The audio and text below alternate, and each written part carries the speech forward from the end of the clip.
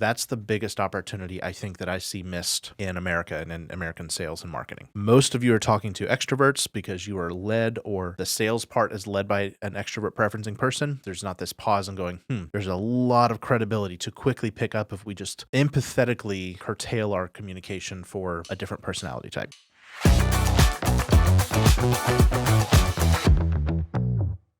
Welcome to the Maven Marketing Podcast. Today is Maven Monday. I'm Brandon Welch, and I'm joined today by Caleb, ENTJ AG. You could have snuck the ENTJG or ENTAG. ENTAG. I don't know if that works, but there's something like that. You're going to learn what an ENTJ is by the end of this podcast. And that's your cliffhanger. But just in case you didn't know, this is the place where we help you eliminate waste in advertising, grow your business, and achieve the big dream. You know that if you've listened to the podcast 1 or 100 times, but we don't talk about this often. How do we do that? How do we grow businesses? How do we eliminate waste in advertising? And how do we get to the big dream? We build bridges. You are a dreamer. You have a unique craft and a way of doing things. You are a doer. You showed up, you started a business, or you are on a mission to grow somebody else's business. And that is a unique and wonderful thing. You have built this awesome thing. But here's the deal. You are on an island. Your business, your mission, your cause is on an island. Humanity, the world of your customer, the masses, the people you need to transact with you so that your business and your mission becomes a thing is the mainland. You need that mainland to get to your island so you can make their life better, so you can make money and you can grow your thing. And you can fulfill your purpose. But most people don't know that wonderful things await there because you're an island. You're out there. You're not on there daily, right? Yeah. They don't know how to get there. They don't know why they would go to your island versus maybe another island. And so what you need is a good word on the street about this little island that exists off the mainland. You need a clear idea of exactly why you can make their life better. They need to understand that clear idea, the people on the mainland, when they choose to go to your island. And they're going to need some road signs to help them get there so they know how to find you. Yeah. Those collective things, the word on the street, the idea of how you can change and make their life better, and the road signs to get there, that's what we call communication. Just because your island exists does not mean anyone wants to go there. Could be the best island in the world, but if I never heard of it or I have no reason to go, I won't, right? Yeah. So you need the bridge of communication to get them there. And 15 years ago, I was trying to build that bridge for my family's company, trying to get people to my island, right? And many of you have been on that journey, whether you've been in business for a day or, a decade, you have been there. You've been in the struggle mode at some point of how do I get more people here? And I had a lot of people selling me advertising, but I had 0 people trying to teach me the bridge of communication. Advertising is noise, and advertising is a very useful tool. It can be those road signs. It can be that word on the street. But if we don't build the bridge of communication, nobody will actually get the big idea that they should come to our island. So after a lot of trials and errors, I finally learned how to build those bridges in the advertising industry. And then that's when we started this courageous little consulting firm called Frank and Maven, and we helped other companies do that. And we figured out that when we help them do that, they grow their island population, their customer population, their revenues, their impact, their purpose, their locations, their footprint grows tremendously when you do that well. And when you do those things in a certain order. And then not long after that, we started teaching that to the world because our courageous little agency can help, dozens of people, but we can't help hundreds and thousands of people. And there's a force in America that is the small business force, and it is the backbone of our economy. It's the backbone of our purpose. It is, I believe, the vehicle to which all good things can be done at scale. And we just believe in that person, that entrepreneur, that dreamer, like we believe in nothing else. Yeah. In terms of work. And so if you're listening to this podcast, this is for you. We're teaching you how to build those bridges so that more people come to your island because you do something special. You do something worthy. You do something that needs to be understood and desired as a destination. And today, we're going to talk about not just advertising and marketing. That's a mainstay here, right? Mm-hmm. The tactics of marketing, but we're going to talk about the essence of building that bridge. And if you're a thriving business right now, chances are you've built a bridge to your island. Like you've done that in some way, somehow. Mm-hmm. But that bridge only works for a certain amount of people. Once you've built one bridge, you can grow your business. There's a certain amount of people that have an understanding about you. They know how you roll. They know how you price yourself. They know generally the types of products and services you offer. And they're taking that mainland into your island. They're taking that mainland bridge into your island. But there's an entirely other part of the population that is not speaking the same language as you. And the title of today's episode was Ignoring the Other Half of Your Customers. Mm-hmm. By virtue of probably your founder or however you naturally roll and either prefer to sell or buy, like you have a persona you enter the market with. Yeah. And there's an entirely different persona or set of personas that other people prefer. And we're going to teach you how to talk to that other half that you've probably been missing, because that's the secret to getting into 10 plus, 15+% market share. Mm-hmm. You can grow to a, 5% a piece of your pie in your market just by showing up and doing a few things right. But if you really want to scale and you really want to be the category leader, you're going to have to be communicating in multiple different ways. Yeah. That was a long intro to say, today we're talking about personalities. Yeah. And how your business can appeal to all of the types of buying personalities that could do business with you. Yeah, and we're going to use a fairly widely used tool to study people. Really, all communicators should be understanding people, and you're probably a business leader or a marketing executive of some kind, and so I think this also helps you with interpersonal inside your office. It'll help you in a lot of different ways. So keep that logic in mind, because this will could help you at home with your marriage. This could help you with your kids. Absolutely. There are so many applications, and we're going to use this tool.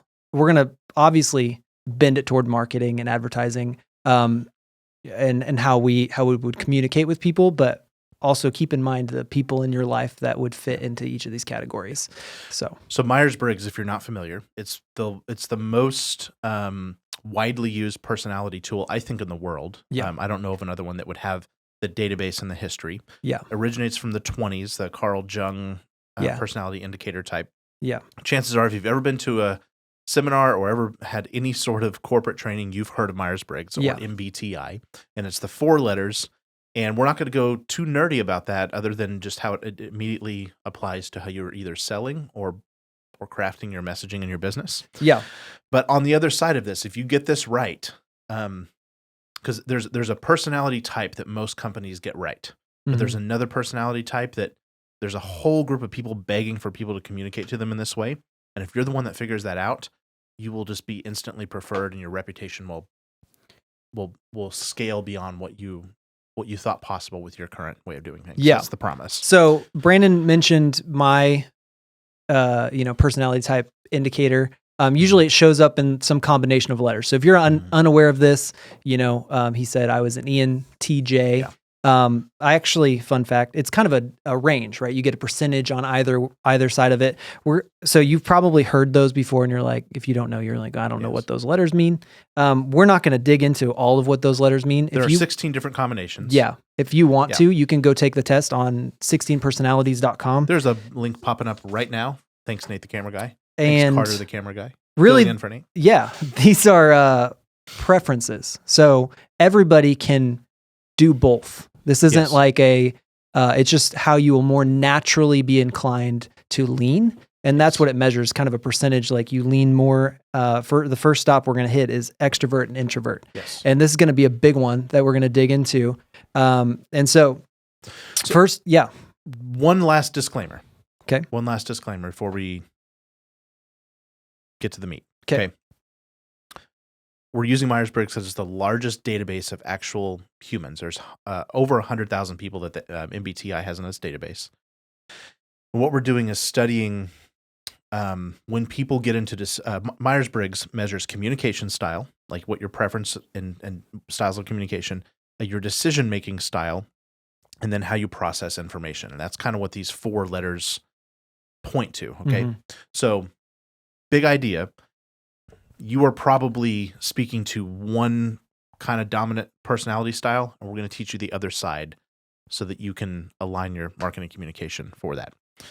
So, the 4 letters, take us through those.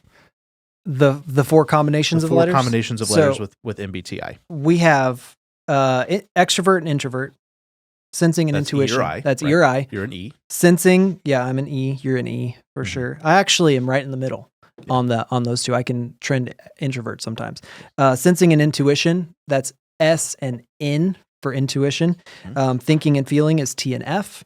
And then judging and perceiving. So each of these pairs goes together, and you get kind of a score that it's a duality. You're either lean more towards one or the other. One way or the other, or maybe close to the middle, and you can kind of be both.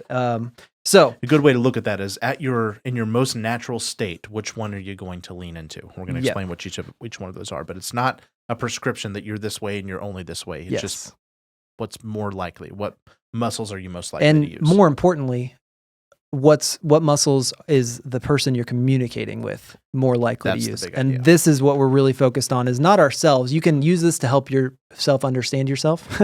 But the big thing is understanding other people, because good communication happens when we move in the direction of the person we're communicating to.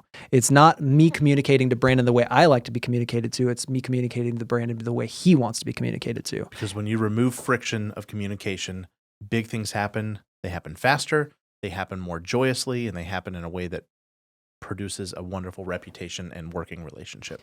Yes. So we're going to dig into the first set of dualities here, which is extrovert and introvert. And this is the biggest one any of you could use right now. I'll guarantee it. Yeah. This one, what's nice is these 2 labels at face value, their easily understandable. Their connotation is already probably what you're thinking in your head.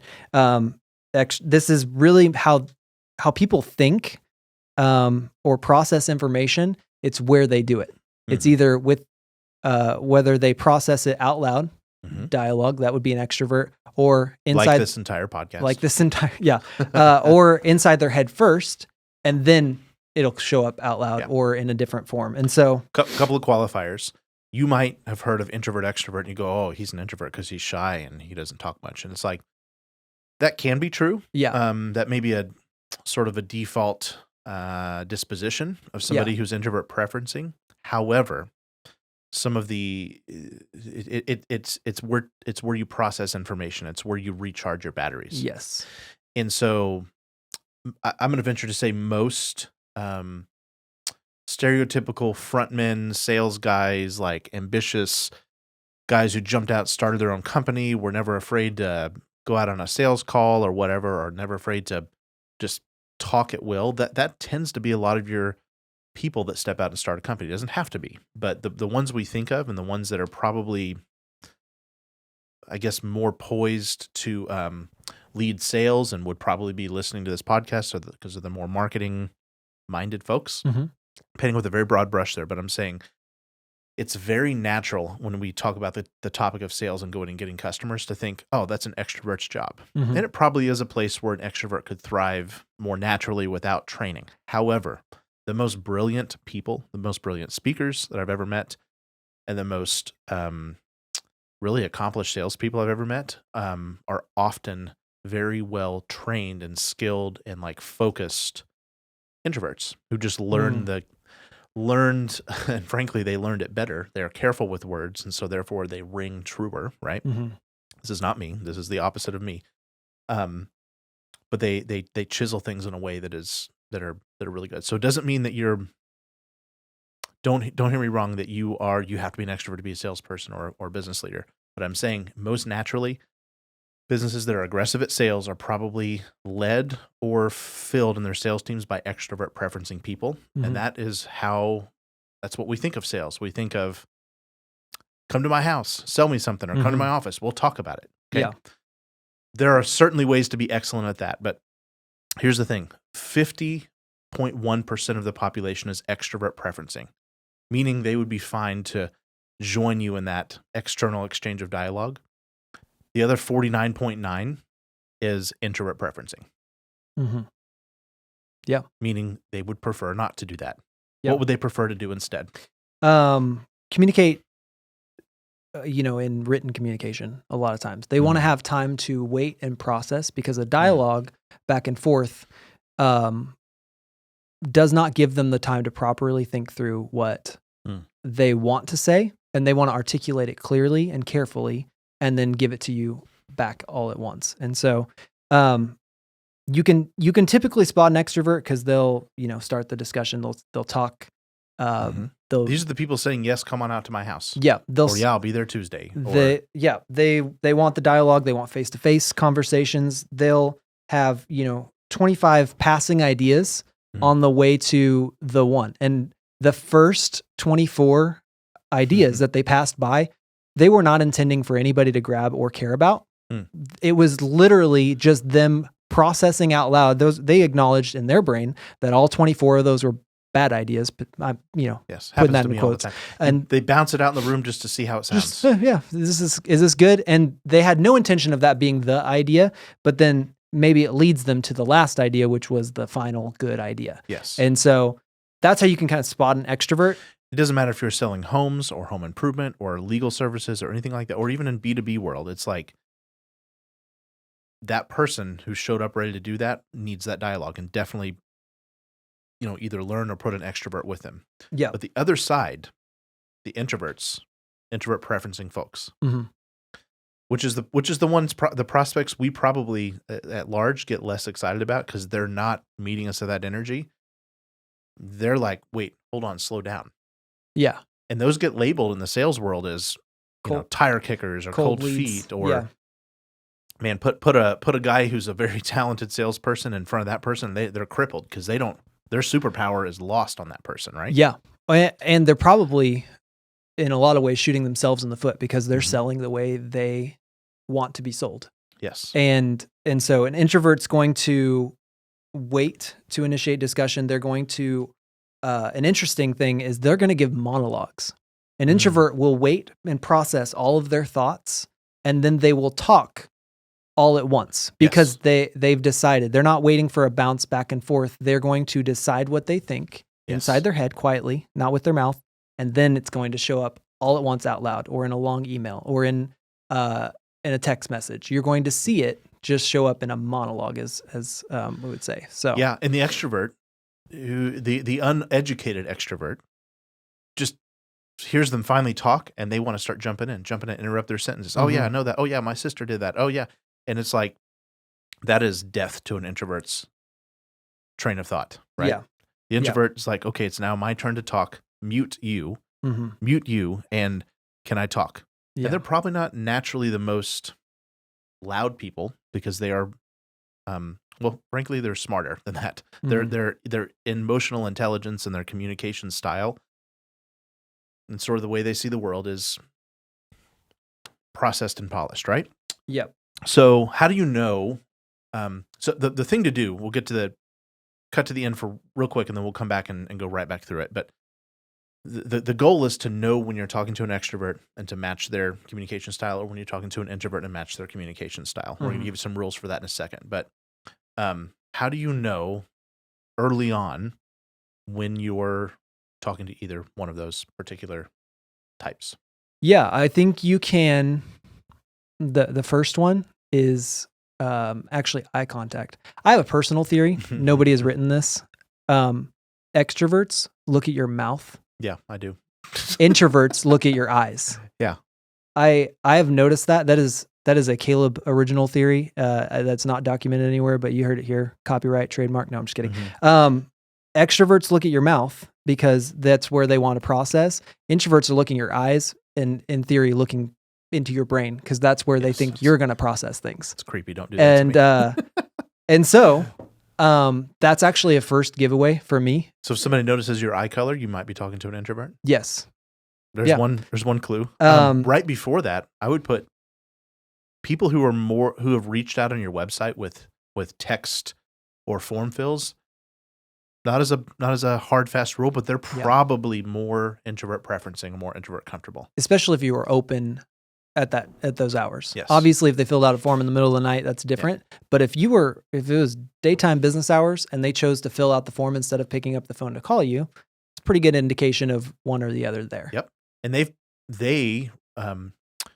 we tend to think of leads as just, I need it now. I went and I clicked the button. That almost never happens on websites. Mm-hmm. They've actually had your website saved for a number of weeks, and they finally get around to processing their thoughts, and then they've looked at all the pages, and then and we track this a lot of times.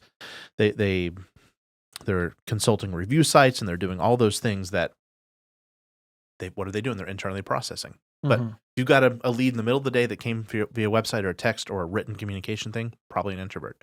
Yeah. If they called first thing in the morning, probably an extrovert.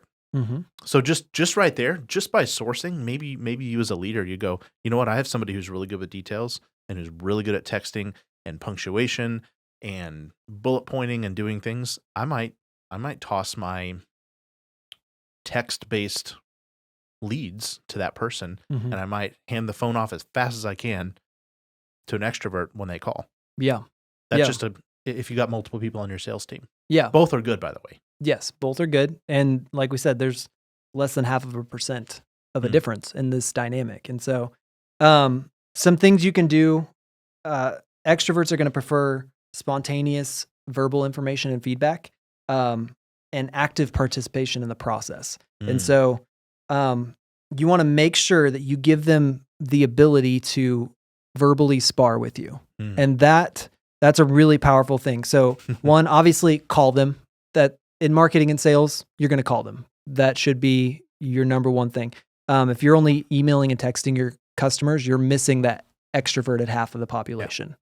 Yeah. You're missing out on speaking to them the way they want to be spoken to. It's funny. I think the person who would be excellent, if they were excellent at texting and written communication, I think they would be so quickly successful. Like if you mastered that art, because that's the lacking art. It's usually the harder one to pull off. It's the harder one to pull off, and it's the people that are less naturally attracted to being sales and customer service people, right? Mm-hmm. Because they're like, to people, not my favorite thing, right? I'm painting with a broad brush, but I'm just saying, in general, positions that force them to be in unpredictable situations with people is just not comfortable, right? Mm-hmm. So therefore, most people are extrovert preferencing, and they suck at those things. They don't get back with the right information. They don't organize it well. They don't have a good writing brain by default, right? Mm-hmm. They would rather just pick up the phone and call. So, but if you are one of those rare like companies that is really, really good at the process behind the scenes information, and you are really good at texting, I'll bet you're thriving amongst your competitors because you're talking to a large group of people, and there's fewer competitors that do that. Yeah. Big thing for extroverts, show up with a strong verbal presentation. They want you to talk and speak well. Flashy. It will impress them because that's what they expect. That's how they would do it if they were in your shoes. That's right. So you should bring it the way they would do it. Bright colors, slick graphics, props in your presentation. Yes. Beautiful folders, like all that sort of stuff is like crack to an extrovert. Yep. So, and then shiny objects. Leave room for them to ask lots of questions. So if your sales presentation is one-sided, an introvert might be okay with just receiving all of that information, but you need to figure out very quickly what they are. And if they're an extrovert, you want to allow them to give you feedback back. It's a very good move to say, is there anything you're curious about so far? Yeah. What have you liked best so far? Mm-hmm. Or anything that surprised you?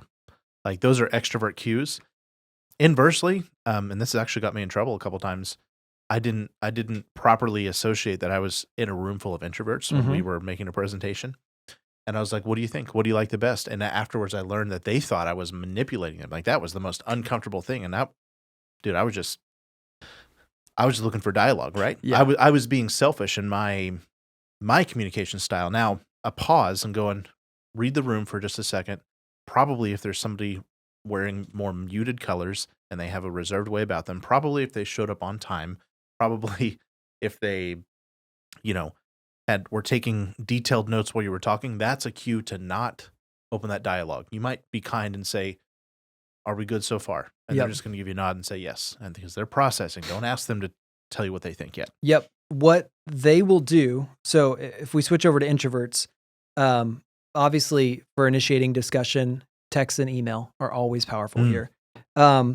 They will also like written proposals and paper. Give them, yes, put it on the screen, but hand them a piece of paper that they can take with them so that they can review it at their leisure later on. They can process all of this information. Send them the slide deck. And so I'm thinking follow-up emails or text messages with attachments, physical pieces of paper. All of this is great for introverts because they heard what you said, but they also want to process it after the fact. What would even be more pro is before you ever have the meeting, send them an agenda. This is what we're going to cover. If there's anything you'd like to make sure that I bring extra information on, please let me know. That's an email that gets to them a day before you go out there. And then you will ask them for their thoughts and feedback. You ask them questions, but you don't do it verbally face-to-face. You do it with that follow-up email after the fact. You say, hey, I know we covered a lot yesterday or a couple hours ago. Did you have any questions? And they will carefully craft their response, probably in the email or the text message. And that's your chance to show up for them in the way that they would like to be communicated with. And we're kind of bouncing around, but it goes even all the way. Think about from marketing. All of the things that could speak to an extrovert would be big call buttons, big like flashy images on your website, bubbly person on the phone that talks about the weather and chats with them for 90 seconds before they say, now, how can I help you today? Hand it off to a, macho, flashy, fun, joke-telling salesperson that brings them in and, turns on the music in the room and has a big presentation, right? Those are all things that add up to an extrovert. And then they're gonna shake hands. They're not gonna write anything down. They're gonna shake hands. They're gonna come back. They might just say yes on the spot. That person might, because they don't have anything else to process. They've said yes. Or if they have to talk to their spouse or their introverted partner or whatever, they're going to maybe come back, but they're going to call you and tell you the good news. Good news. I think we're going to go with you, right? That's how an extrovert works. Introvert, don't put a call button or have the call button, but also an equal weight have how our buying process works. All the things you should consider. Reviews, pictures of our past work, guides, downloads, color samples, case studies, videos of other people who have gone through the process, all of the detailed information. And then once they reach out on the website, you put them with a person who was the English major in college who can say, thank you so much for reaching out. I understand that bullet point. This is what you want to accomplish. And they're going, yeah, somebody heard me, right? They're seeing it in writing. And then give them options, have maybe a little bit more patience than the trigger happy extrovert. I'm talking about the extreme ends of the scale here, but multiple follow-up emails. We've confirmed your appointment for 3:00 on Thursday. Just as a review of our conversation, this is what we're going to be covering. If there's anything you'd like, us to become prepared for, please let us know. Here's a picture of the guy or gal you'll be meeting with. And then another reminder email, today's your appointment. Looking forward to seeing you. And in between, maybe you're sending them all those things we mentioned, case studies and ideas and things, so that they come to that meeting prepared. And then when you get there, these are the people that need your leave behind. So it's going to be a thing that you're going to learn in time. And it's not like you drastically just like try to, change everything and chameleon into this person. But what I want you to do is train your call people, your salespeople, and your customer service people to say, this is probably who I'm dealing with, and I'm going to make sure that I'm going to adapt to their communication style. Yeah. So that is more or less the extrovert-introvert dynamic. What you want to do is just learn how to start seeing those clues and cues. And in your marketing, you want to make sure that you can really speak or create opportunity for both to communicate the way they would want to be communicated with. And if you could look around your office, you could look around at the people you are interacting with. in business, it's kind of the same things we just talked about. Extroverts are going to want to brainstorm. Introverts are going to want an email with an agenda. And they want to know what's going on before and after. Extroverts are going to want to bounce the ideas back and forth. The introvert may have just as good, like the ideas cannot be introvert better. Will have the best and most executable idea. I promise. It will be well formed. It may not be the best idea. That's true. That's intelligence or good ideas. I don't think ranges. Exclusive. Yeah, I think, but they will have the most well thought through idea because they're going to wait probably till after the brainstorm. They'll sit there and soak it all up, and then they'll send an email later and drop the mic. Super pro move. So if you're an extroverted salesperson and you're pretty sure you just had an interaction with an introvert and you walk away going, golly, I didn't get any signals from that cold fish, right? What you want to do, send an email recapping what you've talked about. Say, this is the person who will have questions afterward. If I didn't cover anything, please, here's my cell and here's my email. Please reach out to me. And then you're going to want to watch special attention because I guarantee you 24, 48 hours afterwards, that person's going to have concluded at that point how they feel, or what they're thinking next.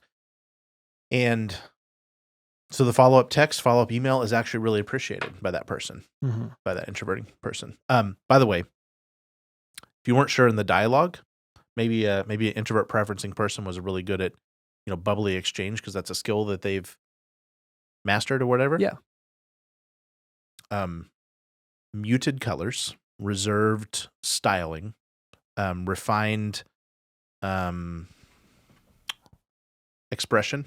Those are all points of good clues you're dealing with an introvert. Not exclusive, but you very rarely will find an introvert wearing the flamingo shirt in the room. Interesting. Yeah. That's Dr. Richard Grant made that point. He's like one of the most renowned experts on MBTI. Okay.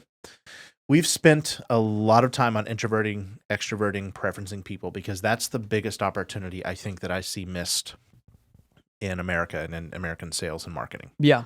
Most of you are talking to extroverts because you are led, or the sales part is led by an extrovert preferencing person. And it's just, there's not this pause and going, there's a lot of credibility to quickly pick up if we just empathetically curtail our communication for a different personality type. That's the other half, right? That's the promise of the title. Yeah. There are 3 other letters. We're going to cover one set in this episode. In the next episode, we're going to cover the other 2 big ones, okay? This next one is somewhat straightforward. But this is a part 1 and part 2 episode because, man, if you master this, you increase your emotional intelligence and your sales intelligence and your communication intelligence by so much, and that's the biggest leverage in a yes or a no in choosing your company. Yeah. So the other set that we're going to cover today is sensing and intuitive. And so that's the S or the N, because we had introvert covered the I. So on this, they do intuitive, they go the I in, and that's what you would get a letter. They're actually about 9.2% more intuitive people than sensing, or they're actually calling it observant, which is a much better descriptor word than intuitive or than the sensing type. So sensing was more 1920 language. And it was, it's kind of updating the tool. It's hard to interpret what they mean just with the word, but so think observant and intuitive. And so the best way to see this is the problem solving part of their personality. That's kind of at its simplest form is how do they solve problems? So a sensing or observant person will focus on the facts, the specific problem, the example. They're going to talk about the deliverables, the actions, the next step. They're going to think about all the little stops along the way, the nuts and bolts, the path. And so the way you speak to the sensing or observant person is to give them all the steps. The granular details. Every little detail that it's going to take. If you, this on your website, how this shows up is you give them literally every part of the process, or in your sales process, when you're about to sell them, you tell them about the install process, like what's going to happen when you actually perform the service. So they have no surprises. They see the clear picture every step along the way, and they see that you have a clear picture, and they will respect you for that. Oh man, they respect that and appreciate that so much that a sensing person will, like, I'm going to say this speculatively, but their biggest fear is making a mistake. They want to do it the right way, the structured way, because trial and error is not their virtue. That's not their superpower. They don't want to. They want to make sure the path is clear, that every little stepping stone is completely obvious along the way. Yes. So for a sensing person, give them specific and realistic data. Prove that the steps have a reason, that there's a purpose to the process. And I think on your, in different forms, it's literally just make the process clear. Mm-hmm. So by contrast, the intuitives, which is slightly more majority of the population, they are going to like overviews, summaries. They're the kind of people that don't want to read the whole book. They want the short summary version. They want the Cliff Notes version of it. They're going to look for explanations and patterns, and they're going to You're talking about intuitives now. Intuitives, okay, yes. Yes. They're going to jump to the end of this process. So intuitives will fill in the blanks. If you stop to give them every detail, they have about a 14-second looping stream of consciousness, and you're out of that. yes. Right? They're like, yada yada, this sounds like white noise. It's the Charlie Brown teacher, the wah wah wah. Yeah. It's like an intuitive says, I can find those details if I need them, and I don't think I'll probably need them. Yeah, right or wrong. They're taking the little bit you gave them, and they're like, oh, cool. I pretty much see the finish line now. They're reckless. And intuitives are more reckless. We're both intuitives, by the way, so we're not, we're not throwing shade at somebody else. But they're going to jump to the end and say, oh yeah, I've got it. Give me that. I got it. I figured it out. And these are the people that miss the very, very important instruction in the IKEA, and then they have to go back and take the whole dang thing apart because they were like, yeah, I get how this thing, and they put that bracket in wrong, and they have to undo the whole thing. Is a sensor's errand. Okay. Yes. Yes. So to work with intuitives, you want to give them a chance to do it their own way. Give them a chance to. They're not even building a path. They're like imagining a path. Yes. It's a figment of a path along the way. You want to give them the big picture so that they can build a framework around it, and then give them appreciation and feedback for their leaps outside of the boundaries. The impracticality, you want to help them feel good about that. Just maybe in the opposite way, for a sensing person, you would want to give them feedback in a good way, positive reinforcement for being so detail oriented. Yeah. And if you are an intuitive, empathetically like trying to model and be like a good communicator with a sensor, a very good thing you can say, hey, have I left any details out? Is there any other steps you are curious about? Because the worst thing intuitives do is that they think, that doesn't matter to me, so it won't matter to them. Mm-hmm. And they go, oh, yeah, we'll just get that done at that point. And it's like the sensor goes, wait, what do you do? I missed that. I can't even, be comfortable moving on because I don't know what actually is going to happen, okay? Yeah. And so does that make sense? Yeah. These are good. See what I just did there? Yeah. Does that make sense? Are you with me? Uh-huh. Just want to make sure I didn't leave anything out. Yeah. Intuitives will be in danger of saying or thinking, oh, this isn't that hard, because the semblance of the path is ambiguous to them, and it can be as long or as short as they want it. They actually don't know. They just say that because they've jumped from 10% to 90% in their brains in a matter of 4 seconds. Yes. Whereas a sensing actually knows. They literally know all the details it's going to take, and they know how hard it could or can be to get there. And so the gift of a sensor is that they will not make mistakes. And let me just back out of sales and marketing for a second. On your team, you need to find your sensor, and probably the biggest friction amongst communication happens between sensing and intuition. Mm-hmm. You got a broad stroking idiot that is just out here like throwing out big ideas, and the sensor goes, I can't get on board with that. Yeah. But the sensor, and rightfully so, the sensor's like, that sounds dangerous, and it is dangerous. Okay. So intuitives, hear me. You need to, instead of feeling bottlenecked by a sensor who wants to stop and review the rules and review the actual action steps, you need to embrace that, because they are trying to save you from the worst part of your strength there. Yep. the inverse weakness of your strength, right? Yep. And so this would be for my salespeople. This would be your person probably who is setting up the appointment or customer service following through. Like those tend to be rock star customer service people and, admin pros that take the information and set up the appointments and arrange the schedules and all of that. So embrace them. Okay. Yeah. And on our team, that is so true. I would be dead in the water without, we have some extremely strong, like sensing people here, and they save us together, our life. Yeah, for sure. And so going back to the intuitive, if you are in marketing and sales, the key actually is to not, I'm putting this in air quotes, bore them with the details. If you hear them allowing you to skip a bit of say yeah. That's usually what it sounds like. Yeah. If you hear them allow you to skip part of the process, do that. That's okay. Move along. Pass jail and go straight to go. Yeah. If you're a sensing salesperson, you need to listen for that signal and be okay with skipping some of the stepping stones along the way. And that's probably the way to do that on the inverse. If you're an intuitive salesperson, and you would typically be like, it's like that, the cliche would be like one thing led to another. And it's like, you go from here to there just in 4 seconds, one turn of phrase, and all of a sudden you've jumped from the beginning to the end.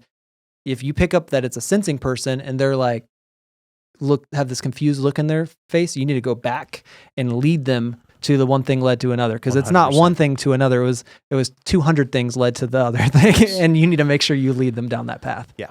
So in marketing, I would say, it's probably a balance. The intuitive is going to respond to more analogy type, Geico type advertising. That's like, when you're in a horror movie, you make awful decisions. It's what you do. When you want to save 15% on car insurance, you switch to Geico. It's what you do. That actually is a really well balanced statement as I said it out loud. But the analogy there, the intuitive would just, intuitives are like Seinfeld folks. They like dry, implicative type of humor, right? Mm-hmm. I'm not saying you can't love Seinfeld if you're a censor, but just my observation. And then, more spelled out things in your marketing communication would be sensing. So have both. Yeah. We do this. Randy and Dee's campaign comes to mind. We do this often. We put husbands and wives in, or a duo, a dynamic duality. It doesn't have to be male, female, but often that works well. Who did it with Nick and Jamie and all those people. And you have a big boisterous personality and then a balanced sensing personality. By the way, the best movies, scripts, storylines all have characters that have intuitive versus sensing and like different personality types that balance each other out. That is chemistry, and that is naturally entertaining. So, anything we left out on sensing versus intuitives? Yeah, well, I think at work, just make sure you're paying attention to who these people are. I'm trying to bring this back not just to marketing, but to your daily life. At home, pay attention to these. The sensing person, you need to tap into them to get the process done. Especially even writing processes out where you're a little bit ambiguous. You need to make sure that you ask that sensing person, hey, where do we have gaps in this process? And they will find them, or they already know. Actually, they already know where they are. Yes. And then a sensing person, you could tap into the intuitive person. Usually in the problem solving or brainstorming phase, they're going to like a lot of when you need new or creative ideas, you'd be like, hey, I was thinking we need to do this, and then let their intuitive brain go, and they'll flutter around and find 14 different little jumps to the end. When you find a dead end, an intuitive will probably find some alternate path through the woods. Yeah. And that's fine. Let them do that. And then sensing, grab it back and say, cool, I found where you're going. Now I'm going to lead us with every little step it's going to take us to get there. And the intuitive's exhausted by the end of that. They're like, cool, I did my thing. And then they took it all the way to... I hope you were listening the first time, because my path the second time is probably not going to be the same one. Yeah. They're beagles, right? They're hunting a scent, right? Yeah. So so it is our job as communicators to communicate with people and understand them, and then communicate with them the way they want to be communicated with. Yeah. And if we sit in our corner and say, this is the way I sell, this is the way I talk, this is the way I do things, with no empathy for the other party, we are missing largely half of the population in any of these dynamics. And so what we have to do is have that empathy and move in the direction of the other person, because that's actually what love is giving somebody really what they would hope to be given in communication, instead of just giving them what I want to give them. And so that's a selfish gain, right? Instead of a selfless gain. And there's so much beauty in that when we can slide from maybe our preference, because you can do both. Everyone can do both of these things. They're just preferences. You can slide from your preference and give that other person really the reflective preference that they would want.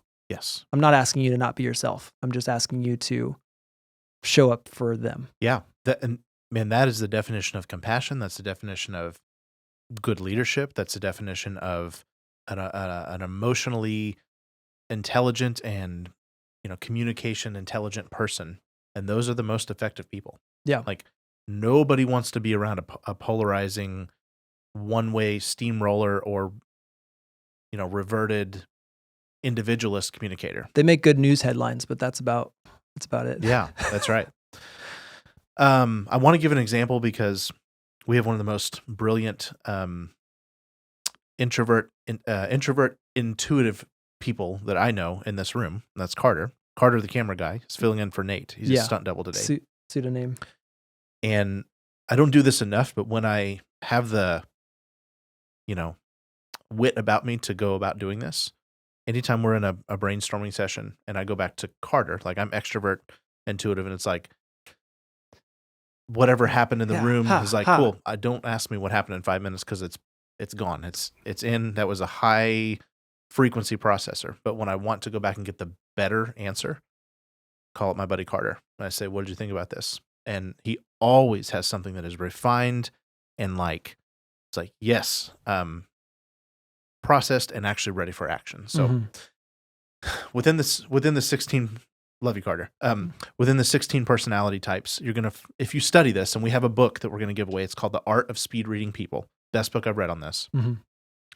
It has a cheat sheet for if you were this person dealing with this person, consider this. And if you just study that and kind of put that in your schema, you'll start to see the patterns, and you'll start to go, oh, that person felt weird to me because they're the opposite end of me. And there's just some really, we've given you a lot of the big cues here to do, the little hacks, if you will.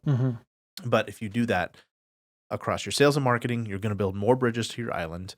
The world, not just one specific type, but the world of personalities is going to start to see you as the common, best, most liked, most loved provider.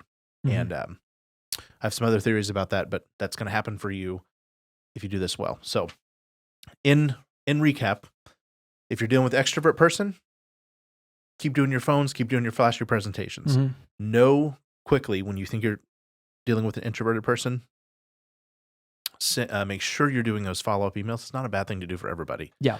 Follow-up emails, details, processes. Take your time to go through that information. Don't be freaked out when they don't give you an immediate buy-in. Yeah. Know that that's them processing and you're actually onto something. The combination of all of these is what professionalism looks like. That's exactly right. That's just the truth. Is a written follow-up email or a handwritten note speaks to an intuitive, but to an extrovert, it's like, well, dang, they got their stuff together. Yes. Right?